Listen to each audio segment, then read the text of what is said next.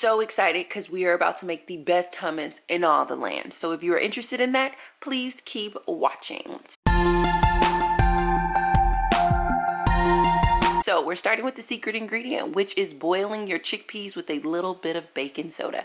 It helps to break it down and make amazing texture.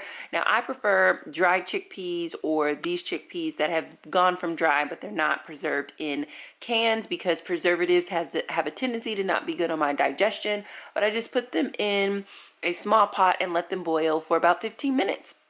While that's boiling, I'm going to assemble my food processor, which again, thank you to the amazing subscriber from this glorious community who sent me this food processor. I feel like I use it literally every other day. I love it, love it, love it. After your food processor is assembled, the first ingredient that you want to add is half a bulb of roasted garlic. And I will link to a video on how to roast garlic.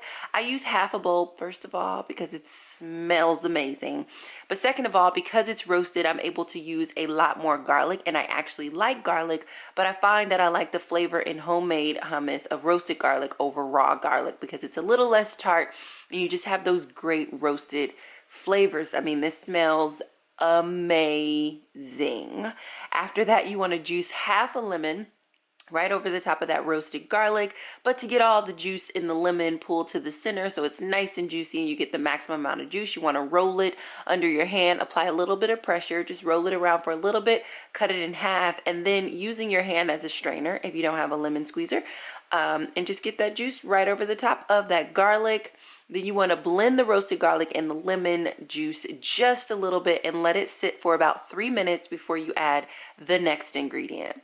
Our next ingredient is going to be tahini, and you can add tahini to taste. I like to at least start out with 1/3 of a cup and blend that right over the garlic because I like for these flavors to be married to each other by the time that I am tasting them in my mouth. After the tahini is added, here is the second secret ingredient, which is ice water. And it's important that it's ice water because that supports the texture of the hummus as well as the blending. Then once you get the ice water in there, it's time to add your chickpeas. Now, I add my chickpeas in part, like about maybe 2 to 3 different parts for this amount of hummus, just because, again, I like texture and I like for there to be some chunkier pieces than not chunkier pieces, but I still want it overall to be nice and creamy. After the chickpeas are added, I just keep blending until I get the texture that I want. Once my texture is about 95% where I want it, then I add my seasonings. And you guys know that I love smoked paprika, so I add a little smoked paprika and pink Himalayan sea salt to the mix and just blend that up. Not too much because, again, I'm going for texture and flavor with this hummus, and that's what makes it the best in all the land.